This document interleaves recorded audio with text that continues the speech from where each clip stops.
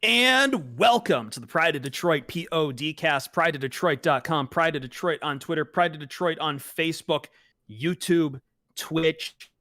You know where to find us. Download podcast on Spotify, Apple Podcasts, Google Podcasts, Stitcher, iHeartRadio, wherever you get podcasts. And make sure to watch us on those aforementioned Twitch and YouTube as we are addressing our chat right now as we go live. We do it live every day. Because why? Because we're that damn good. Some podcasts need to do double takes. We don't.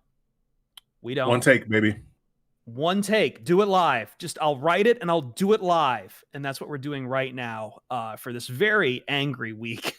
Very bittersweet week for the Detroit Lions. As if you watched our, first off, I want to direct you all to our past podcast. If you haven't listened to that one yet, you should. Myself, I'm Chris Perfett, the adequate host at Chris Perfett, Perfett.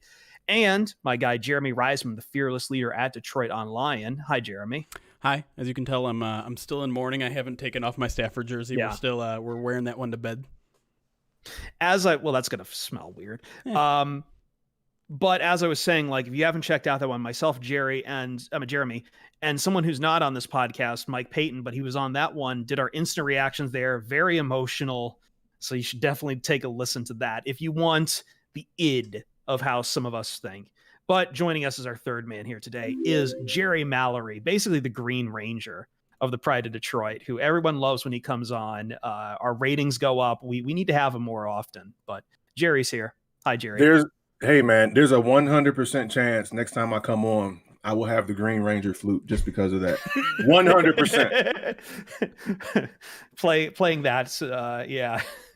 Find him at Jerry Mallory NFL. So the gang's all assembled here. Let's just jump right into it. In case you didn't know, so what we're going to talk on this podcast, we are talking Stafford. That's right now. Stick around a little later. We'll talk some of the coaching and general manager news. Jeremy is throwing fingers at my face. I don't know what that means. That was segment 1, Stafford, segment 2. Coaching, segment 3, front office. I'm having a Ron Burgundy moment. You throw me off. I'm Ron Burgundy. I'm Ron Burgundy. Yeah, you've got this mustache to be Ron Swanson. By the way, what's up? I forgot to put the Save the Stash campaign up. This might be the last one. Well, I'm just making a note here. Sorry. Anyway, so let's talk about Stafford because that's what we're all here to do. As I said, the id got out of the way on Saturday. Everyone raged it. We got it done. Moving on is going to come very soon because I feel in this one we are going to start talking about where the fan base is at, which is basically that we're coming down from the emotional high and we need to start thinking about the analytics of what happens with Stafford now.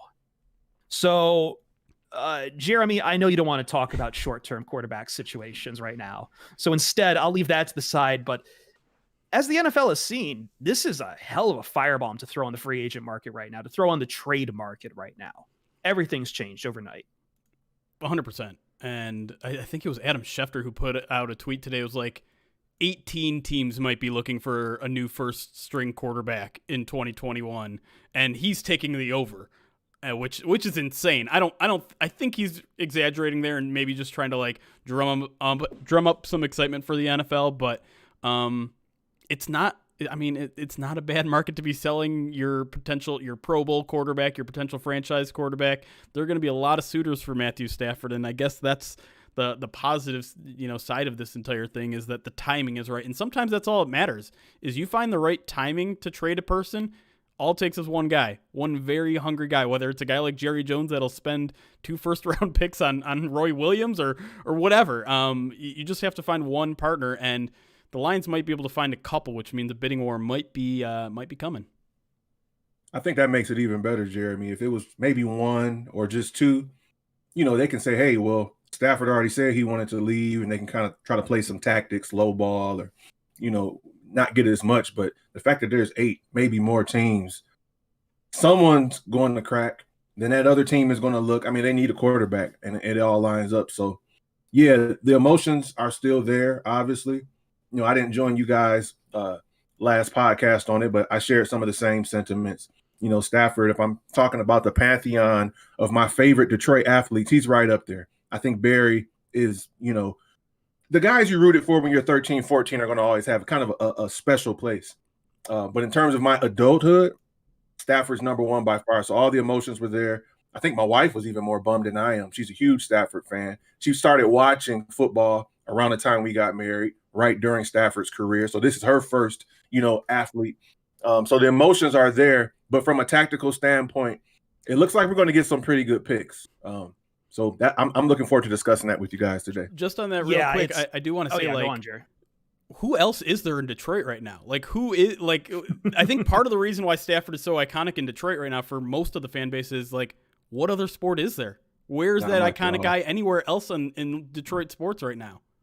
Yeah, unfortunately, we're hitting a time where everyone is rebuilding. Like, the Red Wings are rebuilding. The Pistons are probably tanking this year, given their performances right now. Who knows what's going to happen with the Tigers? I don't expect them to do that well this year. They're still kind of like refueling the farm system. So everyone's kind of down. Yeah. And I think we joked in past years, Jeremy, that like, hey, the Lions might be the most winning organization in Detroit.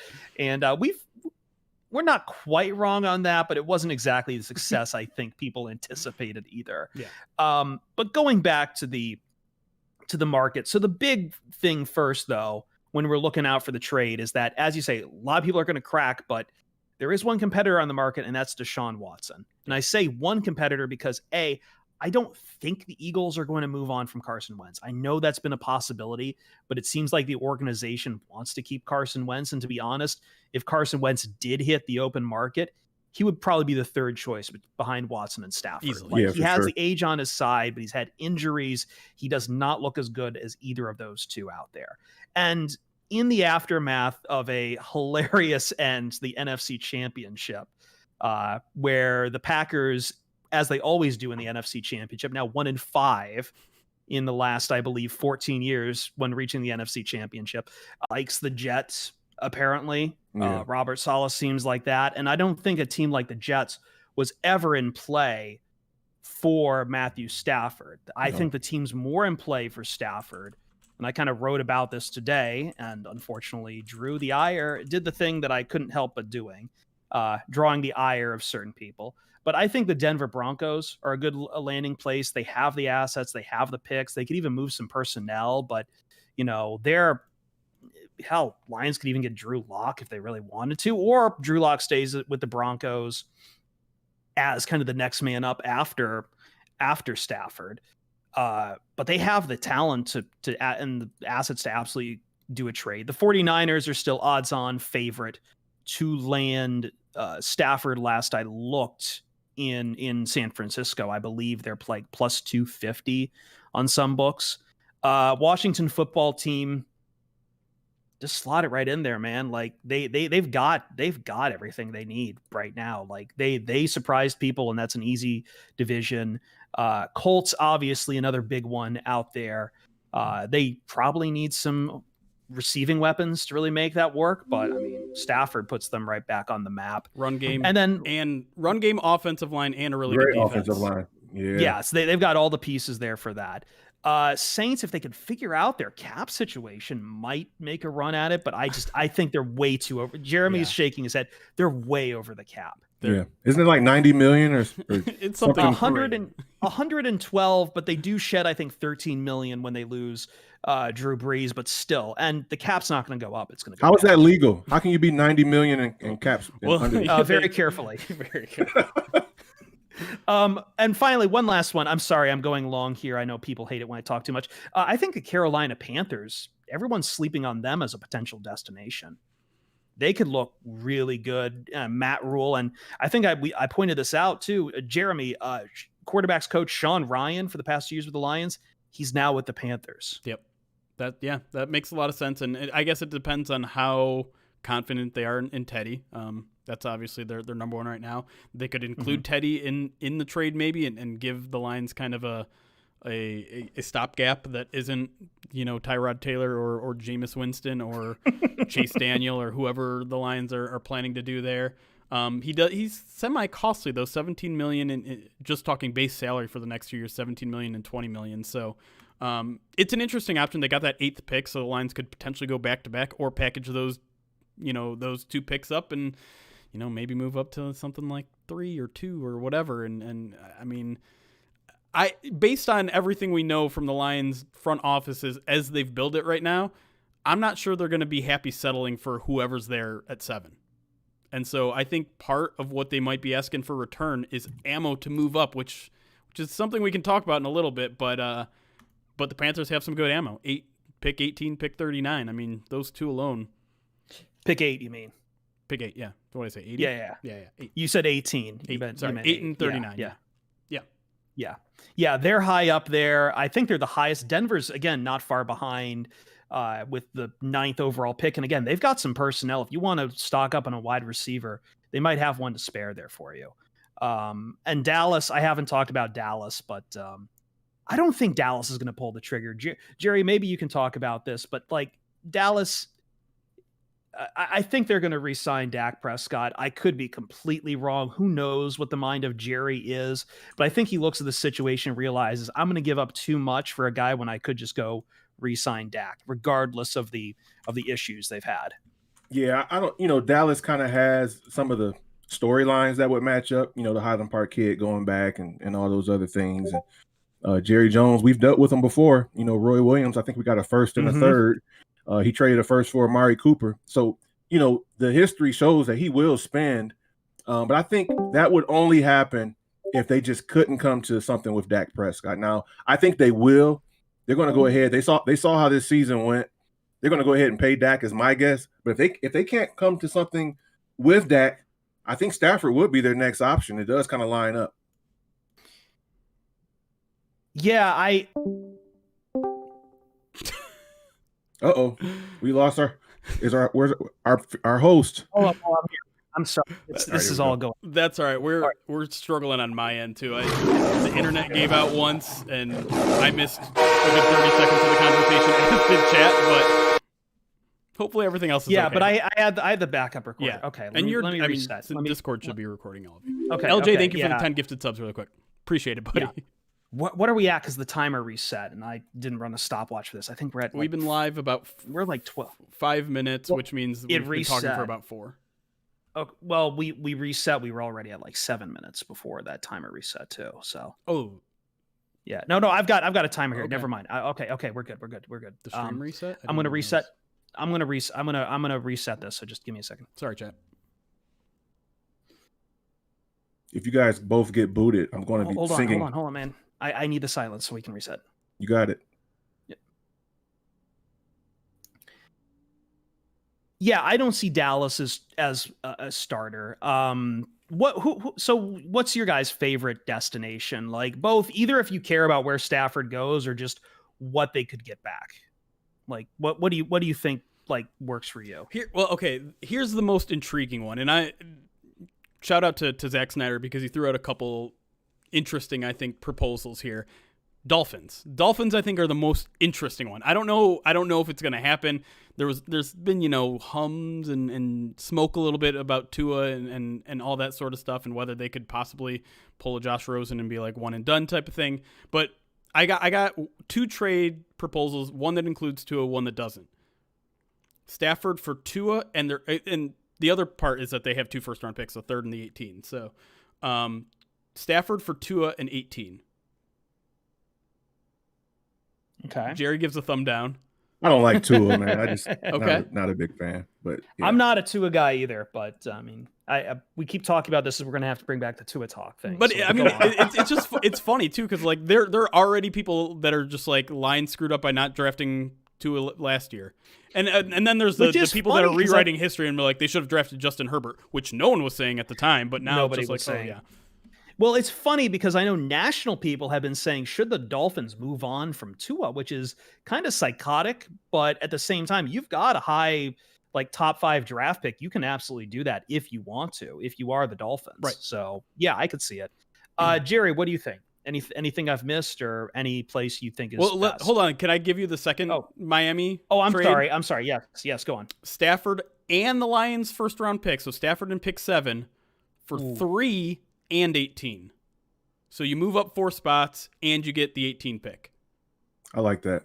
I would like that because 3, I think you're suddenly in play for either like a Fields or Wilson or even Trey Lance if you Yeah. want. Like, you're right in the thick of things. Trevor Lawrence probably off the board. I don't know what the Jets do at that point. I don't know if Fields is up there, but you could sell me. You could absolutely sell me.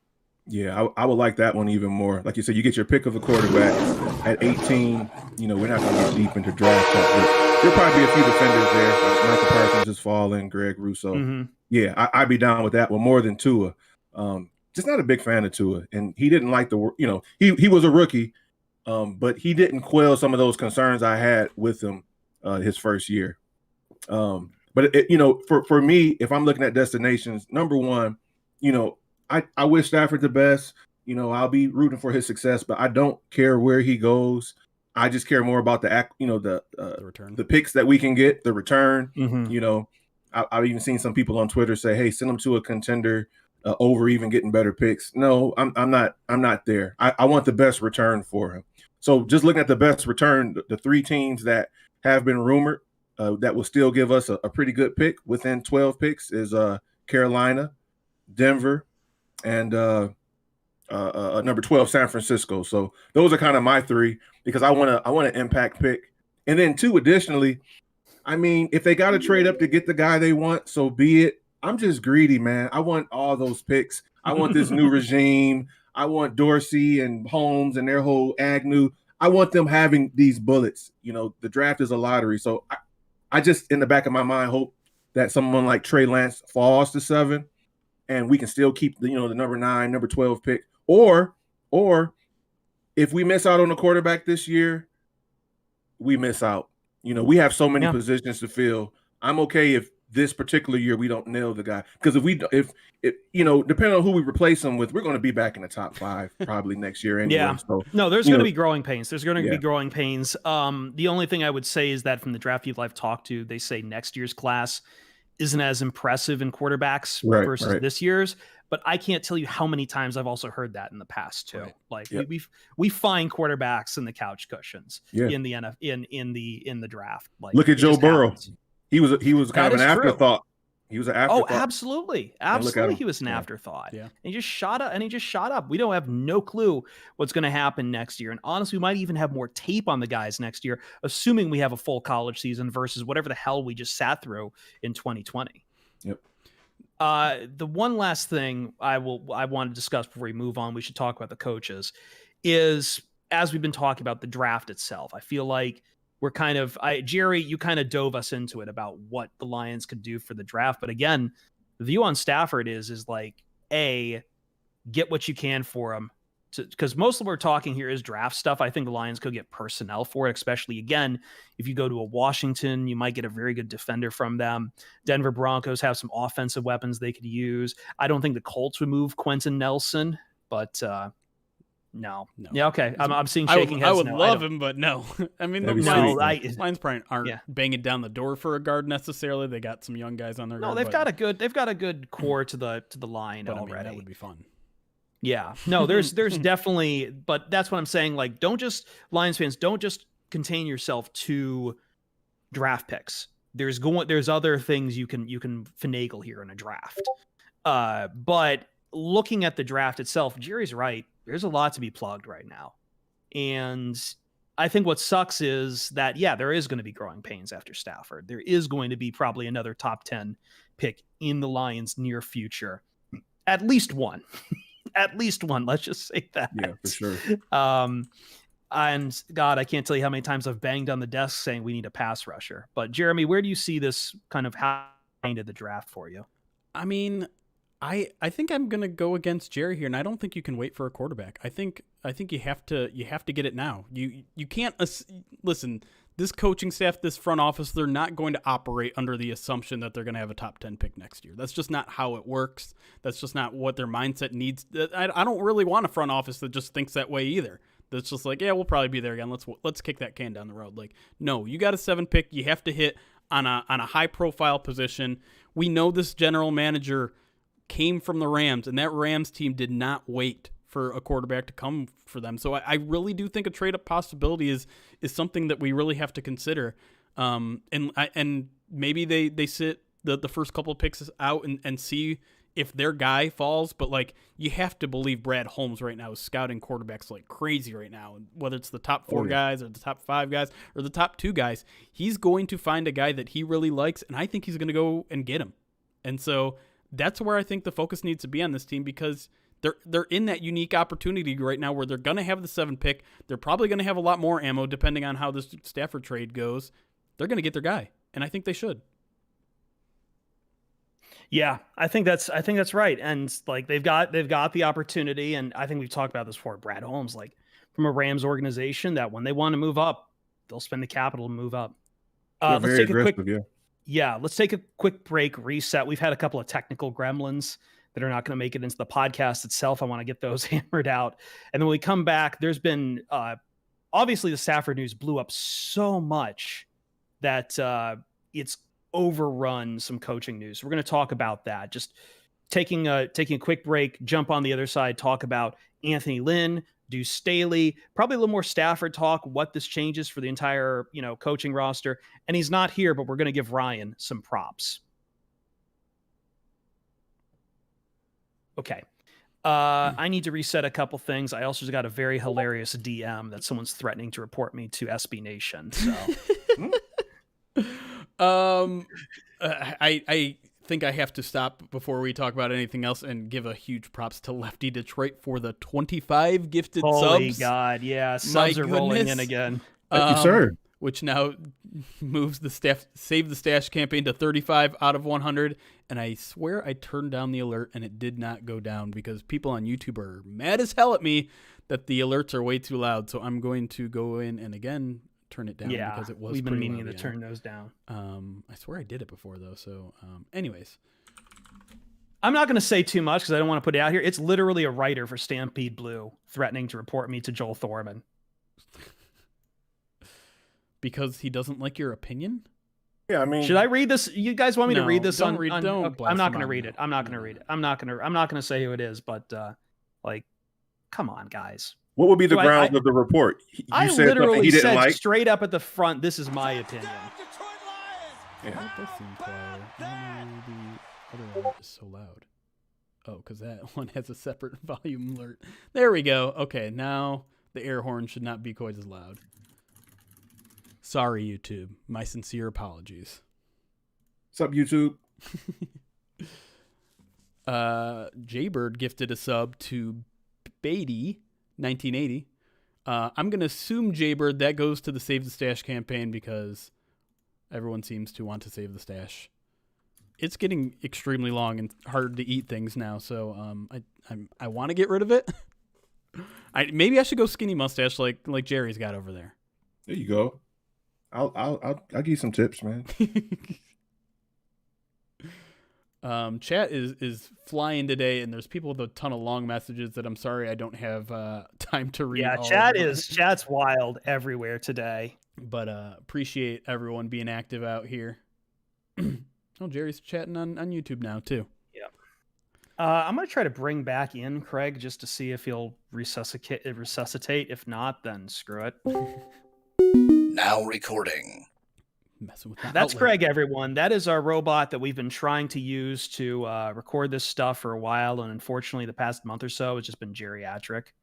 So we're giving him one more shot, and if not, then his evil friend Giark is going to try to hold the recording plus my backup recorders. I like doing this on Discord because it's comfy, but I mean, technically, this might be blowing up, but yeah. Not to let you guys behind the scenes too much.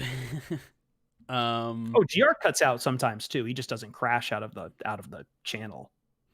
A couple people giving Jerry some props for that hat. Cleveland, it's a good hat. Cleveland just asked if he can have it. I don't know your thoughts on that. We could work something out. Hit me up on Twitter. I might be in a charitable mood. You never know. Podcast Warren hat, by the way. Extra value there. That's it, man. A little bit of the forehead sweat, you know. We're gonna talk about. Someone was asking about one of the coaches. We're gonna get into that in the next segment once we're back, quote unquote, on air. Any chance we go after free agent guys like Dak or Winston? Winston's, a possibility. He's got the Saints connection with Campbell and Dak. I don't think so. I don't think Dak's going anywhere. I don't know. And Jameis Winston would not get me excited at all. Yeah, guys like Winston, Tyrod Taylor, Fitzmagic. I mean, if we draft a guy, we want to bring in a veteran probably as well. And all those guys might be an option. Even that Heineke guy from Washington. He's 29 though. It's not like he's a young guy, but right. It might be like the whole Charlie Whitehurst thing in Seattle, and then they drafted Russell Wilson. So maybe Heineke in a draft pick can compete. We're going to bring in a free agent. Just gotta see who it is. It's not going to be Chase Daniel. It's not going to be Chase Daniel? No, I don't see any. I don't think he'll be on the team next year. Nah, I don't remember the cap figure there, but probably makes sense to get rid of him. Yeah. Let's look at your contract. Chase. How much do you save the Lions? $4 million. Nope, $2.5. Still $3 million dead cap. So really more of a 2-year deal than a 1 year. But yeah, I think you're probably right. But I don't know. Does Tyrod Taylor really move the needle that much more than Chase Daniel? I think here's the thing for me on Tyrod. Like, I think it does, just because, like, talk about a guy who just has gotten a bad rap. I don't think he's that bad, and it's kind of hard to tell what you've got in a guy when he gets a giant needle puncturing his lung. Yeah, he's certainly had horrible luck wherever he's gone. Jesus horrible Christ. Luck. I guess to me, like, horrible.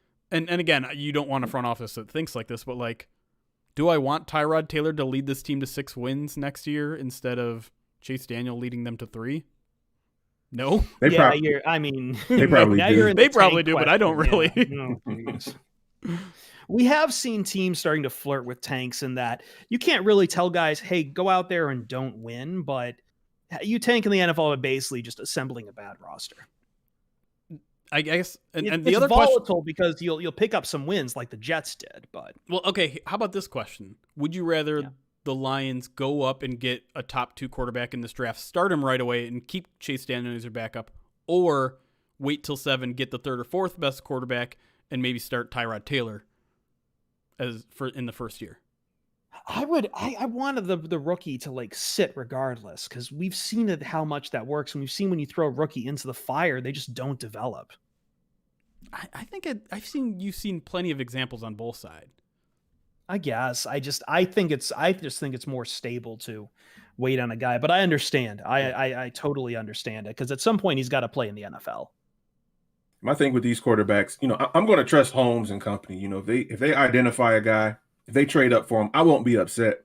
But just from my amateur eye, after Lawrence, I don't know, man. I'm just, I see things in each of the other 3 that I like, but I'm just worried we spend this capital, move up to get one of them, and it doesn't pan out. And we've used the capital for Stafford, and we used the 7th pick, and we don't have anything to show for it in a couple of years. So I guess that's my way of saying I'm not overly enamored with any of the other 3 guys. I like certain things about them, but I don't know, man. It's a little less appealing, I guess, the guys after Lawrence for me. Fair enough. All right, sorry, I'm getting distracted by what I should do about this thing. We should get back and actually act like professionals. Forget the Colts guy. Come on, Colts guy, be nice. Outlawed from SB Nation, Chris Perfetti. I've already lost this podcast once. Anyway, you'll be fine. Let's get back to it. Let's get back. I'll go to bat for you if you shouldn't need. Jesus, that'd be a first. Hey. I'm joking. Love you, man. All right. I want to talk some coaches, and I have no clue how long Craig is going to upkeep, so we should probably do it. Is your internet stable now, though, Jeremy, or are you good? It seems fine right here. It's been fine outside of those 2 interruptions. See, I thought it was me. I thought it was me at first, because I was getting hail in Los Angeles. Yeah, I don't know what's going on. I haven't had this issue in a long time, so we'll see. Yep. Okay, let's do it then.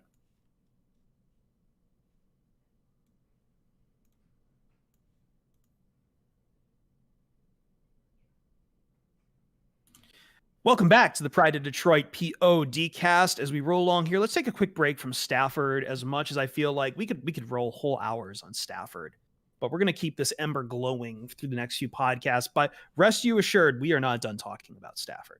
However, I do want to talk about Jeremy. The coaching news got buried under a mountain.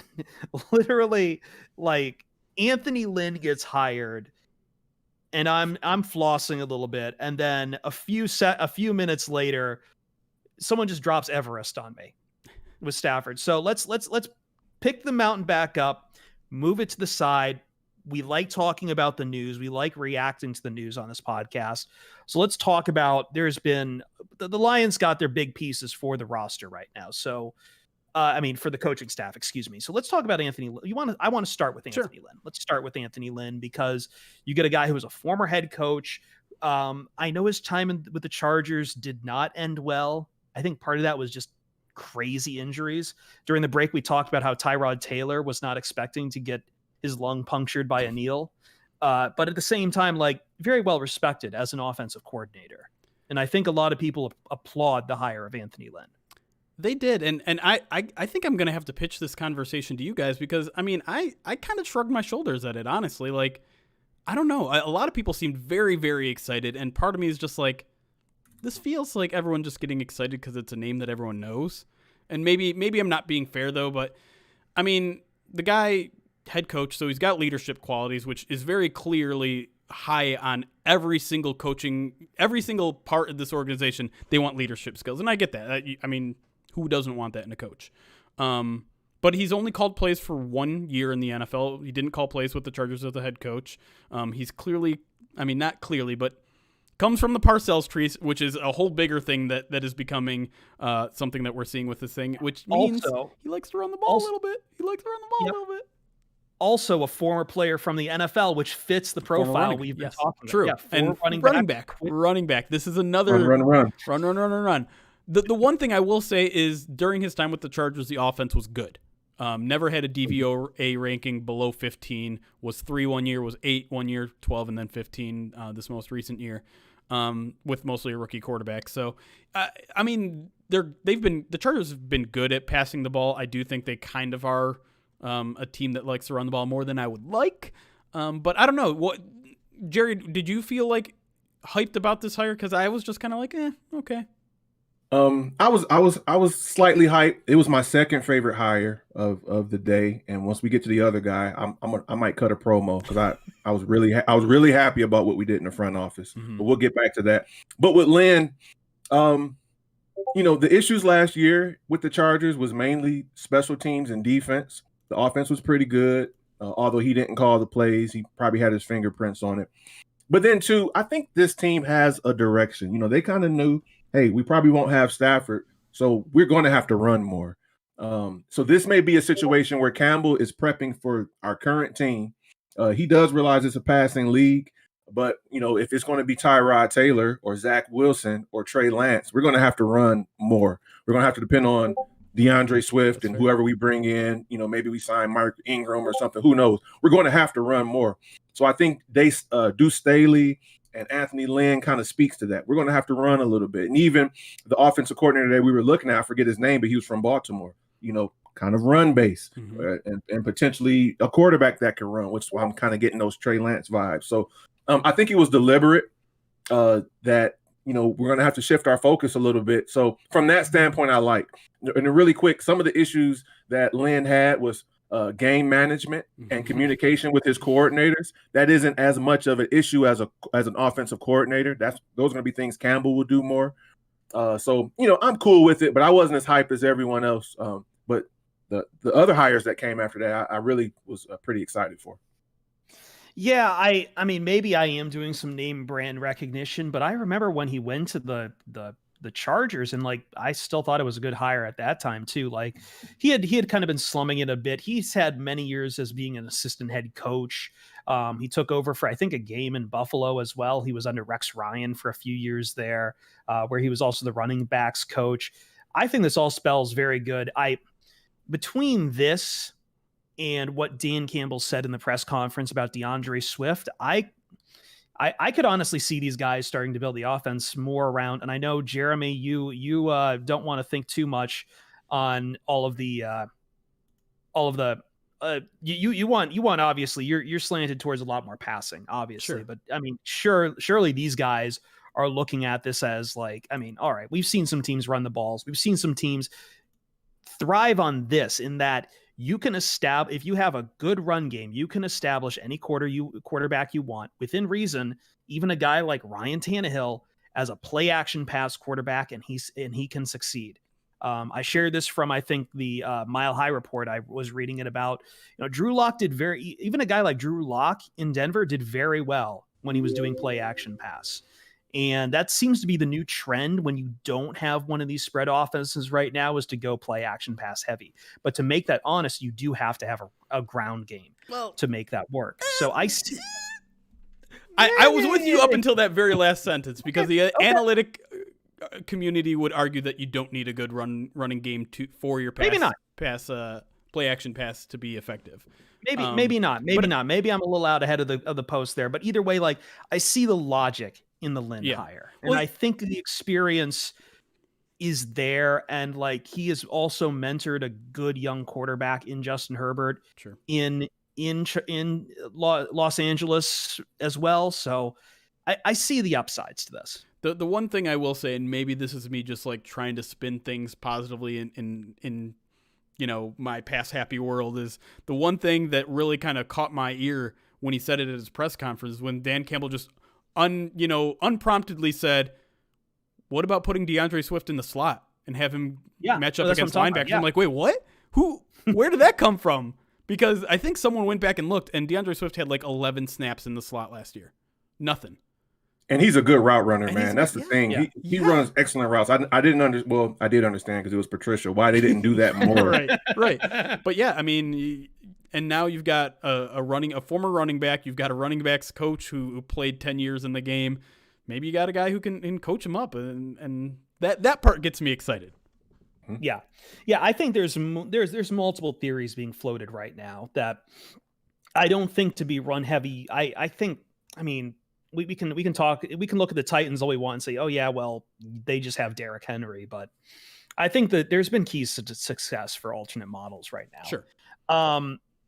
Real quick, I'll get on to Deuce Staley and Hank Fraley in a second, but he's not here. But let's just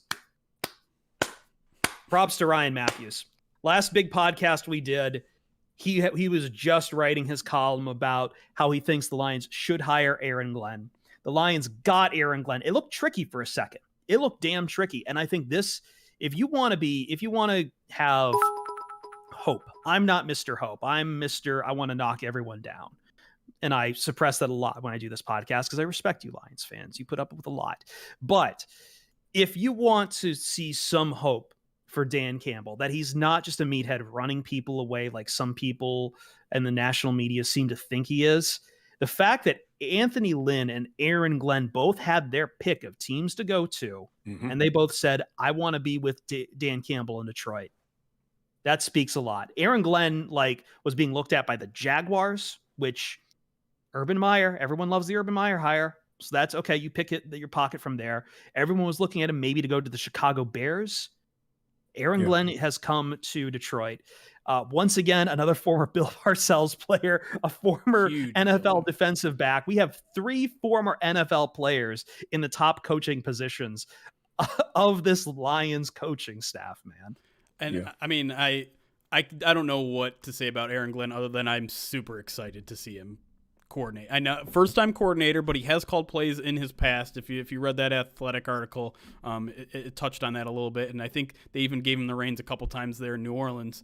But I mean, everyone speaks extremely highly of this guy. This guy had a head coaching interview, just leadership written all over him. One of the things that I really loved, and that Satan secondary was phenomenal this year, is that he knows how to deal with everybody, because he's dealt with a lot of young players like Marshawn Lattimore, but Malcolm Jenkins was there too, and both spoke extremely high of him. And when the rookies who don't know better speak high of you, you can kind of shrug your shoulders like, well, they've had to deal with high school and college coaches. Who knows what this is compared to them. But when a veteran like Malcolm Jenkins gives you props, like, this is the dude. I'm I'm thrilled with this signing. Ryan got me hyped. That Athletic article got me hyped. The more and more I look at this guy, his salt and pepper look got me hyped. I'm super excited for him. One more hype. Jeff Okuda tweeted this out today where he's saying it's hard not to be excited about 2021. Let me tell you, man. Yeah. We've been wondering about Okuda a little bit, and I asked people to pump the brakes on Okuda just because rookie cornerback, but now you've got a defensive backs coach turning defensive coordinator, and let's be very clear about who Aaron Glenn was when he played the game too. Yeah. Like he was a fantastic defensive back. So if you're a young guy like Okuda and you're seeing this guy walk in the door, whew. Oh yeah, he coached him too. Yeah, he's got a history. 7-on-7. Yeah, that's insane. That's really cool. Yeah, in the set. Yeah, you're saying in the 7, I believe it was called 7-on-7. 7-on-7. Yeah, Yes, no, it was a 7. I think it was the opening. It was that Nike event called the opening. It's 7-on-7 football. But yes, Aaron Glenn did work with Okuda back then. So I mean, ties right now. Hopefully, you could see a big jump in Okuda in the future. Yeah, I like the move as well. And before I say this, the ink is signed, right? He's officially a Lion, right? That is the one coaching hire that is officially hired outside of Dan Campbell so far. Okay, so I'll say this because, coordinators, especially ones that get head coaching buzz, 1 or 2 years and that side of the ball is effective, you're going to be a head coach. So the fact that he turned down Chicago was probably a layup to him becoming a head coach. Right. Because they already have a good defense. Yep. He goes there, couple of years, they do the same. He would have been a head coach. So I didn't want to say that until he signed, just in case some type of way that got back to him and he had second thoughts. But the fact that he turned down Chicago, I think it speaks on the relationship that he has with Campbell, which is really big. And it speaks on Campbell. Campbell has brought in guys that were highly sought after. Yep. And so if he can motivate these coaches, what's he going to do with the team? What's he going to do with the players? Probably the same thing. Aaron Glenn, like you guys already echoed, he has the fanfare. He was sought after, even as far as potentially being a head coach. So I'm excited, looking forward to see what he can bring. He was my second choice. My first choice was Chris Richard, but Chris Richard, I haven't really heard his name anywhere. So I'm going to lean toward the NFL circles who are more interested in Aaron Glenn. It seemed like to me to say that he is the better choice and he's one of the best options we could have. And I will say this is that I did have time on National Sports Talk Radio to react to the Aaron Glenn hire, and the two different former players I talked to both said fantastic hire. There you go. And I know it's a band of brotherhood, and one of those was Lincoln Kennedy, who probably had to see him a few times on the field. Although obviously Kennedy's an offensive lineman, and Glenn's in the backfield, but still, he's. I think the star is bright for Aaron Glenn. All right, Jeremy, why don't you wrap this up? You want to talk about Deuce Staley and Hank Fraley and the fact that I'm going to mess up their names because they're 4 letters similar? You nailed it. Really? Yeah, Deuce Staley. I remember his playing days. He 10 years as a player, 10 years as a coach, I should say. We're getting old. Yeah, we are getting old. Most of his time spent with the Eagles, really both coaching and playing. Been a running backs coach since 2013, been an assistant head coach and running backs coach since 2018, and that's the role he'll have here: assistant head coach and running backs coach. Which means, unfortunately, our good friend Kyle Caskey is probably not coming back. But to focus on Staley again, Bears were interested, a highly sought after guy. He interviewed for the Eagles head coaching job on 2 different occasions. So again, you check that leader box.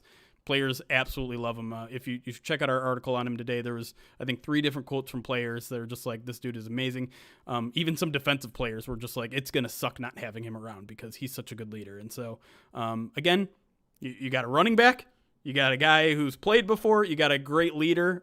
There's definitely a theme coming together here. There's a theme here. There is a theme here. Follow the thread. As legal guys would say, you keep the thread. Yeah. Najee Harris in the second round. That's the thing. Najee Harris with that first round pick, even if it's pick 12.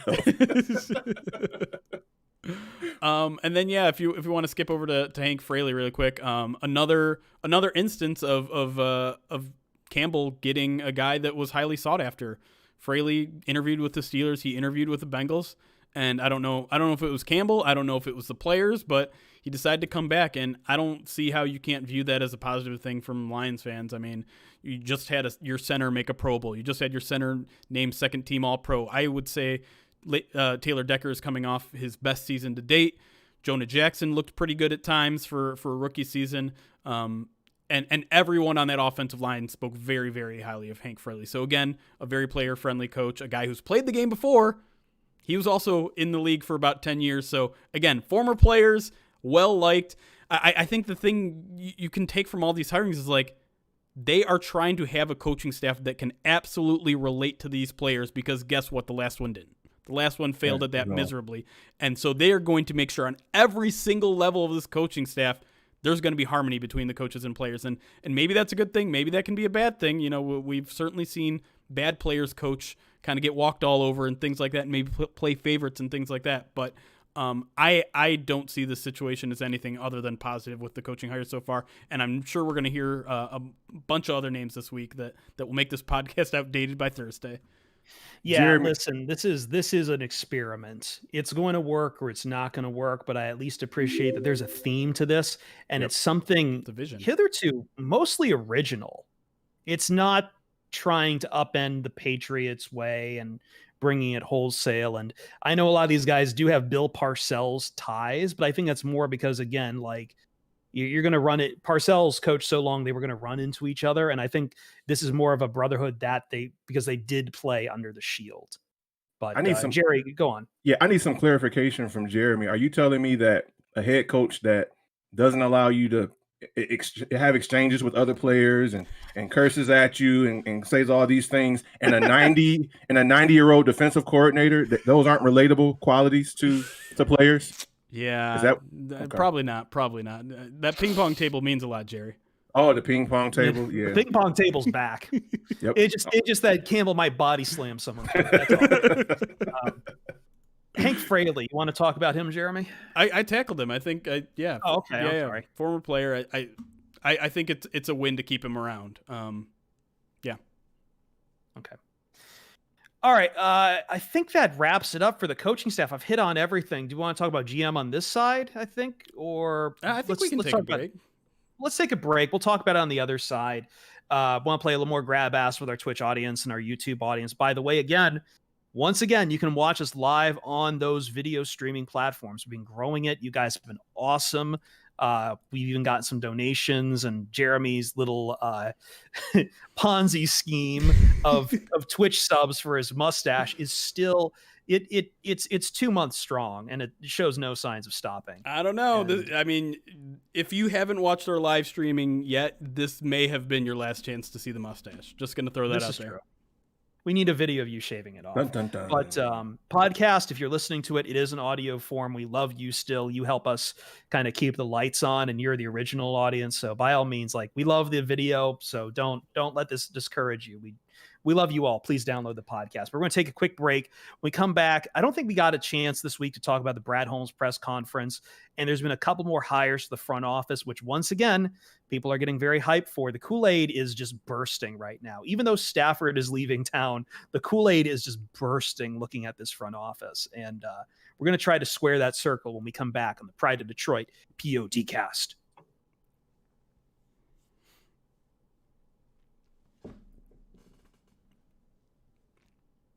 All right. Uncle Indigo came in with the 4 gifted subs right before we hit that break. And then Patman 70 100-bit says, thanks, guys. Need some Lions talk tonight. No problem, man. That's what we're here for. What else are we going to talk about? Right? Nothing. Oh, Invictus. What's up, Chris? Oh, we should. By the way, Jeremy, I did add a Kool-Aid emoji to our Discord server. We should probably have it on the Twitch channel at some point too. People are asking for it. But here's the question: do I have to get rid of one to put one in? Oh, you have to get rid of one. We only have 5 because we're not partnered. We only have 5 emoji slots, which means Oh, damn, that's right. Yeah, and we've got like 50 on our Discords. The question is, do I get rid of the Stafford one? Is it too soon to get rid of the Stafford emoji chat? Let's put a poll up on Twitch. One of the dog ones has got to go? No. Who just dropped 5, by the way? Angry Dung Beetle Angry dropping 5. Dung Beetle with the 5 gifted subs. We're up to 46 this stream. Not quite even halfway there yet, and we only got one segment to go, y'all. Too soon. We got some donations the other day from Twitter as well. So by all means, if you want to throw that out there, Jeremy is a money bucket, and we're going to eventually go to him to upgrade our equipment. And I think we've talked about this before. Once COVID's over, once we're all back to normal, at some point we're going to do a live show, and that I think this money we should probably maybe start a war chest for that. That's possible. At some point, I think I'm just going to get a red bucket and a bell and be the Salvation Army guy. We do donate a lot of these to charity, by the way. We have many charity streams as well. True. So, yeah. And we'll probably, we talked about, I think there was the Stafford's charity for, what was it? I couldn't tell you. AMA. AMA. It's the disease that Kelly Stafford that had her tumor flaring up earlier this year. ANA, sorry. ANA, yes, auto neuroma. I should know this, but yeah. J Russ 3, thank you for the gifted sub to Emac 7 Dogs. Appreciate that, bud. Up to 47. Don Burr in YouTube, a sleeper team to watch for his Carolina Panthers for Stafford. Yeah, we talked about that. I think I wrote about it, and we did talk about it earlier on this podcast, that I think Carolina would be a fantastic landing spot for Stafford. I think, you could probably get Bridgewater packaged to you, and I think the big thing for them is they don't have a lot of cap space, and they're going to have to re-sign the right tackle.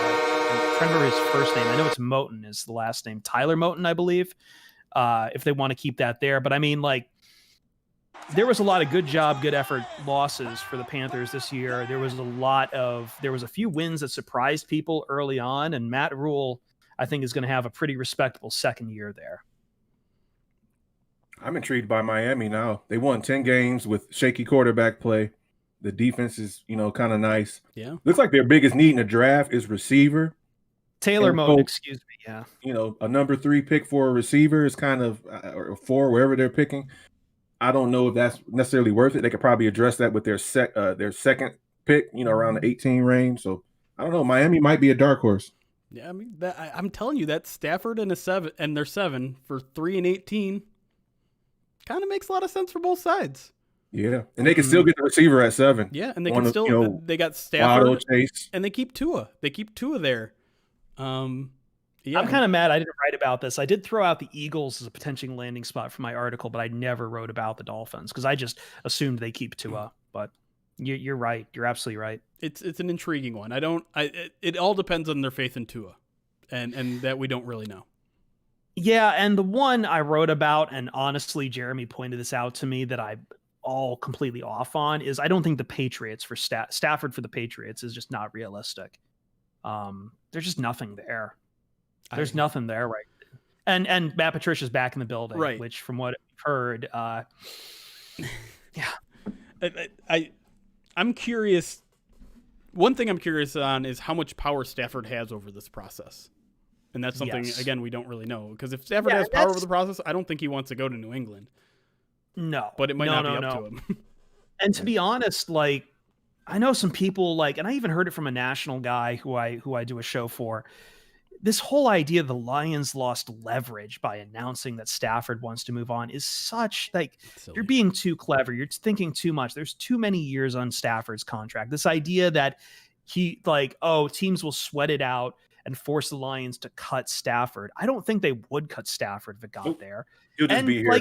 We've talked about how many teams are so goddamn hungry for quarterbacks and how many jobs are on the line. Do you really want to play? Do you think anyone in these front offices with the sort of Damocles sitting over their head, that's another Greek reference, I've been on a roll this week, are going to stand there and say and play that game of chicken with the Lions? And a lot of these teams, in their opinion, are one good quarterback away from a Super Bowl. So you want to play cheap for a shot at winning, the Super Bowl. Teams like the Colts, San Francisco, these teams feel like with a guy like Stafford, they can win it all. So what's the point of playing low ball when you're one player potentially away from competing for the whole thing?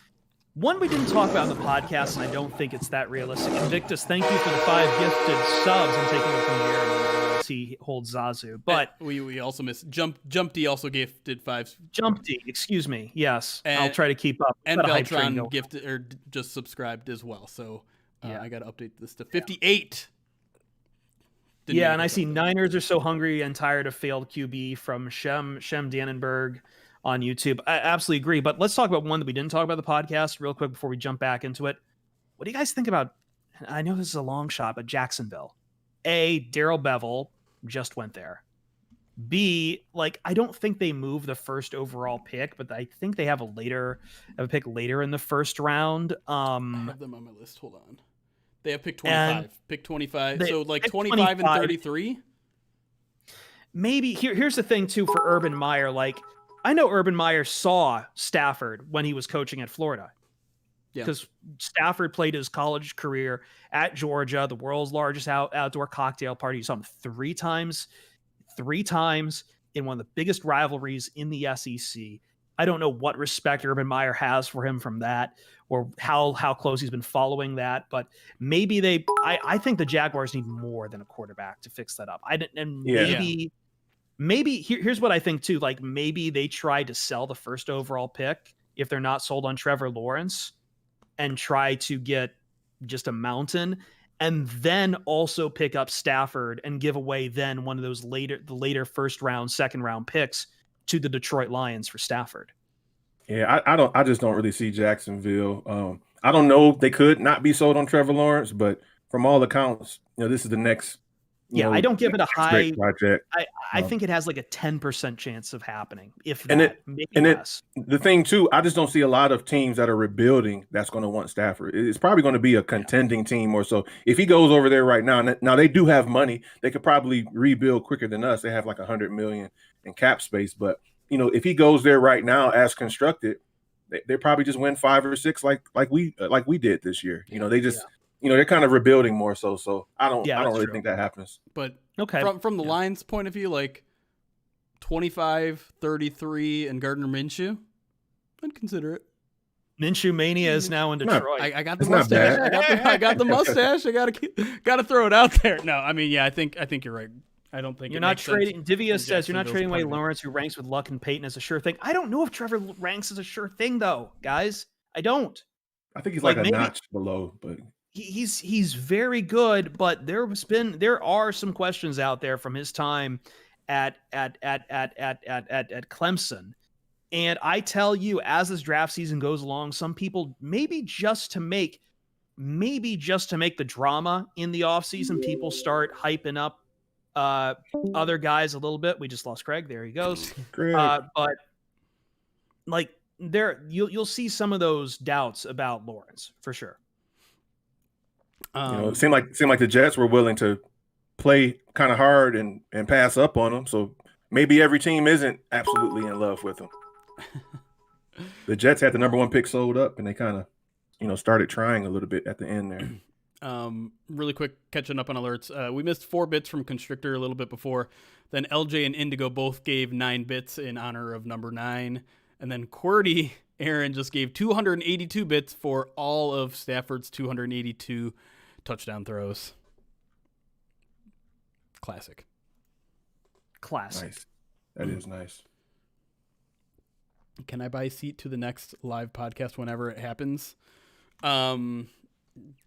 Look, man, we haven't even. This is pie in the sky. I've wanted to do this since year 3. Yeah, and we're in like we're in like year 6 now of the podcast. Like, but I feel like it's finally grown to a point where I'm like, okay, we could actually probably attract people to this. We could rent out a venue. We could probably rent the audio equipment to get a broadcast out there. And I don't know what we would do there. I know we've talked about this in the past. Like, the problem with the draft is that Jeremy has to be like balls busy. Yeah, it's one of the busiest days of the year for me. Like, we've set up a war room before, and we've tried to do streams out of those war rooms, and Jeremy is just his laptop writing. Yeah. So maybe just like a training camp eve type of thing or something. I don't know. Yeah, and for me, now that I'm working Fox Sports Radio, like, I don't know when I'd get that weekend to come off home. We'll use the Twitch money for a Chris Perfett hologram. just beam me in like Lee Corso. No, I'd come there. I'd show up. Are you kidding me? Especially if it's in the summer when I can get away from the overwhelming heat. I would just probably need to put Ruby up in a cat motel, but that's fine. Does Stafford have a no trade clause? We've got a guy on Twitch saying that he does. I'm not aware that he has one. I don't believe he does. I think so, but Yeah, that's I actually didn't a think kind he of good did, question. I feel like it would have come up by now more. Right, yeah. Devious. I was just I don't know. responding to your That's actually Twitch, a good question. yeah. Generally, Bears with the 9 gifted subs as well. We are up to 67. If we don't hit 100, can I ask that we just get at least 2 more and that's it? And then maybe just stop there? If we just get 2 more gifted subs and stop right there, I'd be pretty happy. It'd be a pretty nice day. They're saying we just got Aubrey Pleasant. We can maybe look into that. Is that true? Is that the DB guy? That's what he was. The safeties. He's either the safeties or the cornerbacks coach for the Saints. And I know there was some talk about whether that would be a lateral move.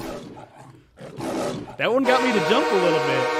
I thought I turned the sound down enough where it didn't make me jump. Cornerbacks coach. Man. Oh, all right, guys. I like that Saints All right, secondary. we gotta get back. To Hold this. on. Hold on. Now I need to add up because Harry gifted 5. Uncle Indigo gifted 2. He tried to get us to that nice number, but Harry ruined it by giving 52. And then we got 10 from Joshua. So that's what, 17 more? You guys are bleeping crazy, and I love when we're crazy. I love crazy. I love crazy. God, the things we've talked about behind the scenes in the past, and to see how crazy you guys are, it brings a smile to my face. I love all of you. 88. Do I have that right? Is that and I am a creature of envy, hate, and spite. You're warming my heart. Oh, you know what? We got Kirk KFTW. Before I was doing gifted subs, but I'm giving you guys a break here, so I'll count that sub as well. So we're at 85. I thought this was going to be the week. I'm starting to think this isn't the week. You have simps.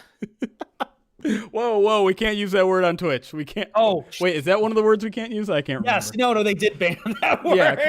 Yeah. Chris? Don't put that in the chat. Chris? Put that in the chat. Now we're Jeremy just has a hitting our problem peak on Twitch, and you're going to get us canceled. Now Jeremy has a problem with me. It wasn't the Colts. It was just... Well, guys, we're going to become YouTube. Congratulations to YouTube. You have won the culture war between Twitch and YouTube. We're going to be fully on YouTube from now on. Hoisted by my own petard.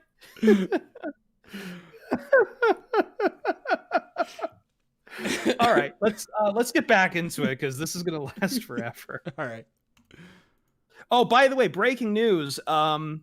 Lions have a new you guys are right. Yeah. Stephen Weish of NFL Network Steve does Weish say Aubrey Pleasant has accepted the job with the Lions. Passing game coordinator too, along with. All right, let's come back in and talk about that. Then get to the general manager talk show. Is he the defensive passing game coordinator? Is that a thing? I didn't even know you'd do that on the. I guess you do that on the defensive side of the ball. You have a run defense coordinator. I mean, they both involve routes. They both involve routes. Yeah, but I'm just saying, like, I've heard of like wide receivers coach and pass game coordinator. I didn't know you did that on the defensive side of the ball. I don't think it's as common on the defensive side of the ball. Anyways, thanks for breaking news, chat. Now we got to rush through the segment so I can write something about it. Hey, Alex Schild in our oh my god, 15 more subs from Barry. You guys have too much money. Shield, sorry, real quick. I need to get to this because it's going to get knocked. I can't keep scrolling back with what people are giving us on Twitch. Alex Shield, reach out to me either in DMs in Twitch or on Twitter. I'm replying to you with my Twitch name and also included is my Twitter name. It might be easier to reach out to me there, but by all means, reach out to me. I see you. I see you work in Fox Sports Detroit and Phoenix. Let's talk sometime. Well, we hit 100 subs, chat. We did it. You guys are crazy. We did it. You guys are crazy. And there is a stash emote, although you have to sub to our my good friend Conan Eyes to get it, who has an even more glorious mustache than I do. So go sub to him, and you can use it in our chat like I just did. Conanized. Okay. Hold on. Okay. There you go. There's a link in Twitch chat.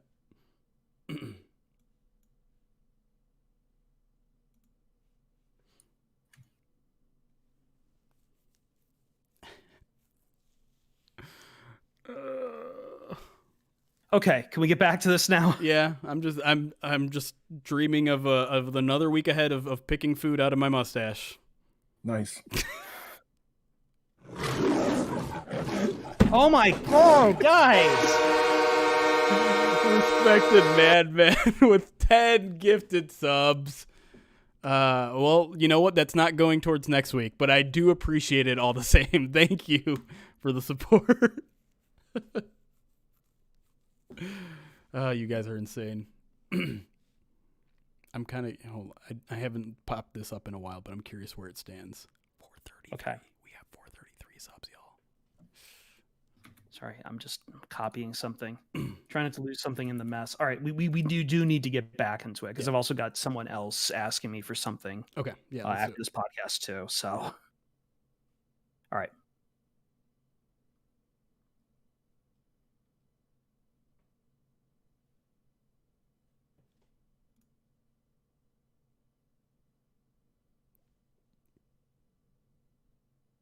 Okay, welcome back to the Pride of Detroit podcast.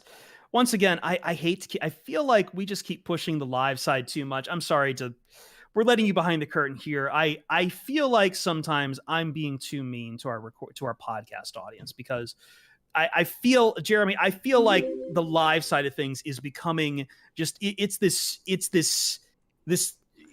alien virus that is taking over the podcast. It's growing bigger and bigger, and it's consuming us wholesale. It's out of control. I don't believe what's happened in the break, because just so many people have thrown money at you to keep that mustache, and it's derailed us so much. And I apologize to the podcast audience, because I feel like you guys, we're telling you guys constantly every week that you're missing out on something.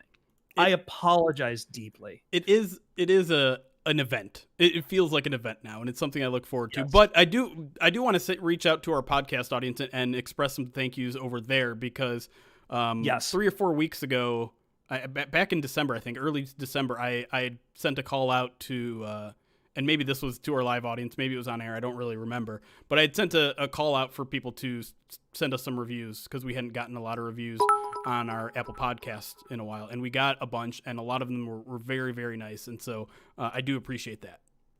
Yeah, you can even say mean things about me as long as you give it 5 stars. You're getting a lot of adequate love on the YouTube chat. But I just wanted to say that, because as we were sitting there, we were playing so much grab ass, so much attention, that news broke while we were sitting here. So before we talk about the general manager, this is from Steve Weish of NFL Network. Former Rams cornerback coach Aubrey Pleasant has accepted the job with the Lions, their secondary coach / passing game coordinator. So real quick, instant reactions for this. I mean, I like it. Go ahead. I don't know much about him, to be honest, but the Rams has a pretty good secondary, not just Jalen Ramsey. So the familiarity with him obviously is there, and just reading all the comments from the so-called professionals there on Twitter, they're all saying it's a good hire. So, I'm down with it. Welcome aboard, Aubrey. He's a Michigan local, so he's coming back home. So that probably played at least a little bit of a factor in it. As you mentioned, the corners there in Los Angeles have been very, very good. One of the strengths, my head coach that I really wanted only said very, very good things about him. I think he's just, he fits kind of the category of everyone we've talked about. Is the players love him. He has a ton of experience, and I think it's a solid hire. I mean, how often are we going to be talking about the Lions secondary coach come the season? Probably not that often, but for them to kind of prioritize, it seems like getting these well thought of guys, and again, poaching them from good franchises with, I think, a lot of suitors, can only speak well to what Dan Campbell is doing and assembling, and getting some help for Jeff Okudah. Love it. And that's the thing. We spent the number 3 pick on Jeff Okudah. It's so critical that we give him everything, to succeed, because we spent crazy capital on him. So the fact that you got Glenn in and now this guy Pleasant, that's cool. He's the most important piece on our defense, I would say by far. So let's give him every resource to make him successful. Yeah. Okay. I'm catching up. I feel like I've run a damn marathon by what's been happening in the break. So I apologize. I'm being adequate here. You guys seem happy with it. I have nothing to add. I haven't done the research on Aubrey Pleasant, but I mean, once again, the Lions everyone seems to be applauding who they are getting. It's not even some quirk guys. And again, it's not coming with this Patriot way addendum to everything, right? Like it's its own thing. So it's fun to see that. But let's talk about general managers really quick. Like they're diversifying, right? Like they got an Eagles coach, they got a Rams coach, they got a Saints coach. Like they're reaching out from a bunch of different people. But also certain focuses. We said on the offensive side of the ball, focus on running back. This reinforces with Aaron Glenn that focusing on defensive backs. Yeah. You can kind of see the future character of this team kind of taking place. That's a good point. Yeah. All right. Brad Holm press conference. Jeremy, what did you glean from it? So, I mean, a lot of it is what we've been hearing with everyone, like the whole collaboration thing. I think one of the main concerns I had with Brad Holmes was no experience on the pro personnel side of things. And he fixed some of that with some of the hires that we're going to talk about in a second here, but he also mentioned something that I thought was really interesting in the press conference, which was that when he was with the Rams, they would get the pro personnel guys and the college scouting guys all together for any decision, whether it was a college, drafting a guy, trading for a guy, getting a free agent. All those people were part of the process, and that does make sense. I mean, you think about Brad Holmes and what he's done his entire career. He's scouted.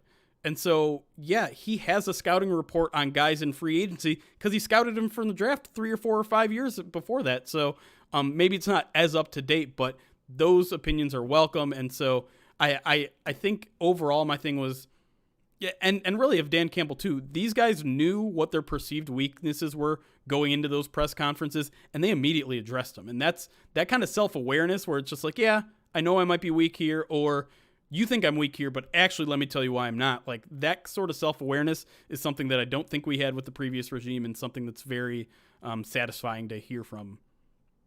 You also, from what I've heard on reports too, from Justin Rogers, like they knew what they were walking into with the Stafford situation too. They were told, hey, you might not have, I don't know if they were told directly this just because of the interview process, but like, I think they got hints that like, hey, you might not have Stafford when you walk in that door too. Yeah, that's true. I like the press conference as well. You just see a lot of stark contrasts between the last regime and this one. He was just a refreshing difference. I do like some of the things that Rod and Sheila had to say as well. They said he came prepared. He had some, I don't know if they said radical, but he had some pretty bold things that he had in terms of his vision for the team, which got me excited. And we're seeing, what he a might lot have of things going on already. Yeah. He may have commented on, well, this is my Stafford succession plan. And maybe that's what impressed them because they knew Stafford was probably gone. And so just his background as well, you start to peer into the things he did with the Rams. That's what the Lions have really suffered with, aside from like Kenny Galladay and a few guys, those later picks. And Kenny Galladay was a 3rd round pick, so it wasn't that late. We just haven't had a lot of those diamonds in the rough. So with him having that expertise, the Rams oftentimes sacrifice their early picks for current players. I'm good with it. He wasn't one of my first choices, but after doing research and hearing other people talk about him and then seeing the press conference, I'm excited, man. And I like the energy. I like the whole package. So I'm excited to see what he brings to the table. And I would say the one other thing really quick is the no ego thing, right? Like that was another big thing that we've heard from everyone, from both Brad Holmes and Dan Campbell, the no ego thing. Like I said, the collaborative process and everyone just pushing. They're not, and I think one of the stories that I read on Brad Holmes, which I thought was really cool, was he never dreamed of being a general manager, and I think he talked about this in the press conference, he was always focused just on the task in front of him. He was focused on being the best scout he could be. He was focused on the guy who could get the coffee the fastest to the next guy. He wasn't thinking big yet because he was just thinking ahead, not trying to boost his resume. He was just trying to do the best job he can, and that's certainly the attitude that I think he's trying to bring to this front office. Yep. One last couple more names here, and I think the big news as this week kicked off is the Lions are also adding John Dorsey to the front office there. Jeremy, obviously another established guy. He's going to have I think the front row office he has not yet been explained, but he's probably going to be working in tandem with Brad Holmes. Yeah, no question. If there was any other concern you had about Brad Holmes, it was that just the inexperience, right? He's never conducted a trade. He's never ran a team. He's never done anything. Well, John Dorsey sure has. And man, he has an interesting career. I would argue a very successful career, albeit short, with both the Chiefs and the Browns. Fantastic drafting for both of those teams in those 3 or 4 year spans with each team. And there is a very big question that comes with him, and we'll get to it in a second. But if you're looking for a guy that has a lot of connections, has dealt with a lot of GMs currently in this league, you're certainly going to have to deal with at least one with Stafford. Now you've got a guy who has that experience, who has those connections, who has maybe it's just about candor on the telephone with these other teams. Maybe that can be the difference between making a trade and breaking one. So you have suddenly a guy who's very, very talented, a guy who I think most people believe is one of the best talent evaluators in the NFL on your side. Who knows how long he lasts, because he's just a front office assistant, and he was just a front office assistant for 1 year in his last stint. But very, very interesting hire. Very interesting hire. I want to give Jerry the floor here, because I think this is the promo cutting. If I'm reading this correct, this is the promo cutting. This is I'm rubbing my hands here. I want to see this. So of all the hires that we've made, head coach, GM, whoever, this is the one I'm most excited about.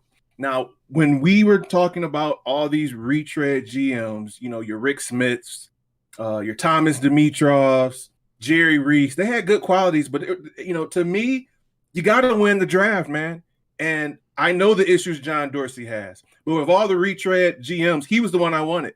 I feel like, he has maybe some ego things, and he didn't communicate well, and he had some issues. That's fine. Look at the last 2 places he was GM, and look at those teams now. So even if those things surfaced here, wherever he leaves, they're in good shape. Look at Kansas City, man. Look at all those guys. I mean, I'd be fine with him being here 2-3 years, not being a good communicator, and then being gone and leaving us with a Super Bowl quality team, or a team like the Browns that made it to the second round. That's fine with me. The key is the draft. Nothing is more important than drafting the right guys. And you guys have already, on Twitch, on YouTube, you've Googled his draft history. It's superb. He's one of the best talent evaluators in the league. So the fact now that we get to have him here, and I think some of those issues are neutralized because he's not the top guy. How demonstrative can you be when you're under Brad Holmes, and it seems like you're going to be under Agnew as well, because he's the assistant GM. So I feel like some of those issues will be neutralized. And 2, he wants to be a GM again. So even if deep down inside he wants to kind of stir the pot and be divisive, he knows if that continues, he won't get to become a GM again. So I think he'll curtail some of that in and just bring what he's best at, evaluating talent. And it's not just the draft. Like Jeremy mentioned, he has the history with talent acquisition through free agency, with dealing with guys. This is a slam dunk. Just to have him in the room, he's a good football mind. Dare I say, great. And so I was willing to even forego all of those issues. He was really high on as far as GMs I wanted. I think I wanted Dodds first, and I wanted Dorsey second. So we get to have him here. I'm through the roof. To me, it's the best hire of any we've made in the last month, by far. Wow. Okay. There you go. I like it. I don't know what else to say. I am usually with words, and I'm usually the blabberer one. I got nothing. Jeremy, let's wrap it up. One more. Oh, yeah. One. Get this name, or do you have something else? My only thing was, like, I see some people maybe saying the dissenting opinion, the devil's advocate is something that maybe is needed in this front office, and maybe John Dorsey is that guy. I think that might be kind of putting rose-colored glasses on a little bit, because the whole thing has been no ego, like everyone pulling in the same direction. So throwing John Dorsey in there does seem like an odd fit to me, but I'm with you, Jerry. I'm still excited about it. One last name here. We do have to wrap up the podcast here. Ray Agnew. Jeremy, what can you tell me about him? I got some notes on Ray Agnew, because that's another one that I think is very interesting. A former defensive tackle. He was on the pro personnel side in the Rams, so he's got that working relationship with Brad Holmes, and kind of the yin to his yang in terms of college versus pro. Let me pull some quotes from some of the people in the Rams organization. Impeccable character. Ray Agnew is not all about promoting Ray Agnew. So basically the same kind of thing that Brad Holmes was talking about. Been a scout for years. And then this one I think is very interesting, and one that I think should get Lions fans very excited. The best D-line evaluator I've been around. Oh, wow. He was a guy that, again, was credited with pounding the table for Aaron Donald. Not the guy that found him, but he was definitely a guy who was pounding the table.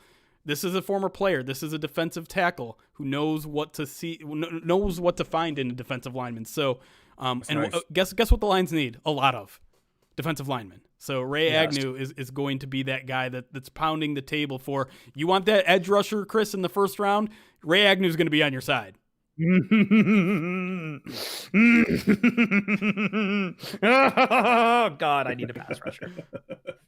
Anyway, I think that's where we're going to wrap it here on the Pride of Detroit PODcast. We've covered a lot of ground that was well trodden, well covered. The Stafford news ain't going away anytime soon. We're going to keep touching on it in the coming weeks. I think, Jeremy, are we still on to keep having those pieces about Dan Campbell, or did that kind of get blown up? I certainly have gotten pushed back behind in that scheduling. I'm hopefully we'll get one this week, but it might be pushed back to next week. We'll see. Okay. Well, we will have all of that for you. We're catching up. We had, as I said, a mountain dropped on us. And once again, the Twitch and YouTube audiences just keep growing on us and just changing us. And it's terrifying. It's absolutely terrifying, but also exciting. Futurama, those faces up and down. But anyway, we're going to wrap up here. I'm Chris Perfett on Twitter at Chris Perfett, Perfett. Jeremy Reisman on Twitter at Detroit Online. Jerry Mallory at Jerry Mallory NFL. Yep, you got it. Okay, just want to make sure. I always forget where the NFL placement is. We're out for now. Plenty of stuff on prideofdetroit.com. Plenty of stuff on our podcast feed. Please check everything out. Check out Kelly Rowe's Row Report on our YouTube as well. She's been fantastic lately. Just come on over, guys. We got plenty for you. As always, we sign off by telling you, see you Starside. Okay, we're out. Holy crap, I've got a lot to edit. Chat. It's been a week, hasn't it, my friends? Holy I'm surprised we were able to talk about just about everything in one podcast, because I wanted to do a lot more on Stafford too, but I mean, I totally get it. We had to cram so much in. What are we streaming on to show our faces? This is Discord. So this whole layout is Discord. Just a normal Discord channel if you know Discord. Yep. If you don't know Discord, ! Discord in our chat. But yeah, you can see like this is literally just a window. I forgot to pip that again. We are growing Discord real well. Discord is bumping right now as well. Yeah, it's been bumping. We've had a lot of people join. We're doing fun things on there. We've been having watch parties for the conference weekends. We might do one for the Senior Bowl, but I don't think anyone's interested in that, to be honest. But, if you want to just come on there to talk anything, man, we're growing it so well. We're adding emotes. It's basically, if you're asking what Discord is, it's basically a chat room. If you use Slack, it's kind of the same thing, except there's also some voice rooms, which are usually used by the staff. But by all means, if you see a room open, you're free to use it too. But we haven't really solidified how those. Not a lot of people have used the voice chats yet, but we'll solidify those for the future. We're still coming up with base ground rules, but everyone's well behaved. Everyone's respecting each other. So thank you. Discord has been phenomenal. I've had some great conversations. I'm always very active on Discord. It's kind of like my app of choice lately. There you go. Really quick, Joshua Mercer with the 54 bits, which is, if I do my math correctly, 6 9-bit chats. So it's Nice. six Staffords, and then Uncle Indigo with the 9 9s, which is 81. If you do your little 999 your little 999. 9. You know, Nine, you guys learn the nine, 9 multiplication trick. 1, 2, 3, 4, 5, 6, 7, 8, 9, 8 on this side, 1 on that side. You guys do that? You ever do that? No. Cool. I used to do 8 plus 1. All the 9 multiples when you add them up equal 9. I like to do what's in that movie Clue. 1 plus 2 plus 1 plus 2 plus 1. No, I just watched Clue the other night. Fantastic movie. It is a good movie, but I haven't seen it in a while. Will you do Oh a my Super Bowl God, man Jim sim Curry. for us, Jeremy? Yes. I don't know when. You guys would probably prefer the Saturday before, not this upcoming Saturday, but the one after that, I imagine. Yeah, I'll do the one. I was gonna do one for the conference championship, and then I was like, you know what? It's Saturday. This is my first day off in a long time.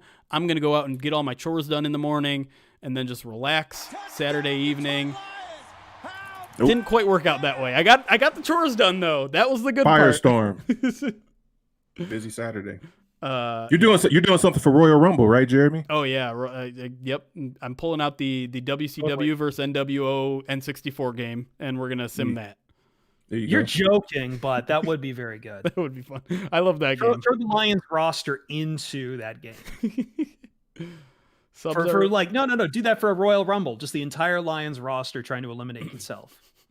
30 man over the top. baby. D-Man, thank you for the 2 months now. What's the total sub? I think today we were at, I think 111 is right. If you want to know our total subs, I don't like showing it in here because I'm almost embarrassed by it now, but 468. Were you trying to get that to a specific number too? Is that what's happening? Yeah. Jeremy, thoughts on the WWE Network Peacock news? I don't know anything about that. I don't know if you're trolling me. I don't know what that is. No. That's news. Like they're going to Peacock, which is NBC's big streaming service. I have no real thoughts. I've stopped caring about WWE, and Yeah. I think we've decided to cut the wrestling talk anyway. Although it is funny when it comes up. True. I don't have the network anymore, but I do have Peacock for free through my mom's Comcast. So I think I'll be able to get WWE Network Yeah, again they for, have like for a a reduced Peacock price. Gold. They have like a Peacock Yeah. Gold too, and like the big news, if you didn't see it from NBC, is they are shutting down NBCSN. That's not been like a thing most people, I think, of our audience would care about, unless you apparently really like watching Pro Football Talks TV show. Nope. But I know for me, I watch Premier League, and they've been pushing Peacock more and more. So that Sportsnet channel is going to be going down, which is fascinating if you care about the national sports talk landscape. If not, then yeah. Oh yeah, there's also hockey on it. I'm sorry, I don't How watch a dare lot of NHL, but I know that's a big thing for our hockey watchers. Thank you for the gifted sub, Uncle Indigo, which once that updates, I believe, yep, I can see on Twitch's side of things that pushes us to 469 subscribers. 470 channel points because we got a couple tier 2s in there, but that's going to push us to 470. I hope you enjoyed it for that 30 seconds in there. That niceness. Yeah, I know I shouldn't Thank be you, saying Penny, I by don't the care way. about hockey with a room of Detroit sports fans. I'm sorry. Pemmy, thank you for the Twitch Prime. And by the way, and the follow. If you have an Amazon Prime account, you can link that to your Twitch account, and they give you a free sub for any Twitch channel. You get 1 free sub a month that you can subscribe to any Twitch channel that is part of their affiliate program, including us. That does not renew, though, every month, so you have to use it, again, every single month. It'll let you know when it expires, but it's free for you, and it's a way to support the channel. Anyways, I listen to you guys on Spotify, watch your YouTube videos, and finally caught you on Twitch. Hey, welcome, Pemmy. Appreciate it. You're from a gamer? Okay, cool. We might do some more gaming content in the offseason once things... I shouldn't even say once things slow down, because at this point, I'm not sure they ever will. This might just be the most active offseason of all time. And yeah, that look right there, that has been me for the past 7 days. Just like when I'm just thinking about all the podcasts you're going to make me do. Real quick, YouTube is requesting an "Oh Brother" from Jeremy from Israel Dunham. If you've got the glasses, he's got. Of course, he's got the glasses sitting there. Of course, he's got the damn glasses.